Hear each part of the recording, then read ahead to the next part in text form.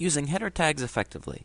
Essentially, when we start to create our pages, of course, I've already talked about the title tag, but once you start to write the content on each page, you're going to have an opportunity to single out a few phrases and say these are the most important things on this page, and this is known as using header tags.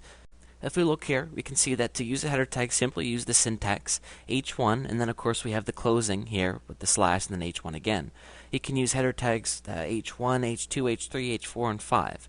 Essentially, again, this is where we would just put this around text that we would feel is the most important text on the page. So essentially, you can, if I picture a website that's about dog training tips, up at the top you would have dog training tips as the header, and whenever you make something a header, typically it also takes that text and makes it bigger. So what I would do is, if I had a page, I would have that, and then maybe further down on the page, I could have something like more information on dog training tips or additional dog training tips, and maybe that could be H2 or H3. So again, you want to sprinkle these throughout your page. I would not suggest making them too long or having too many of them.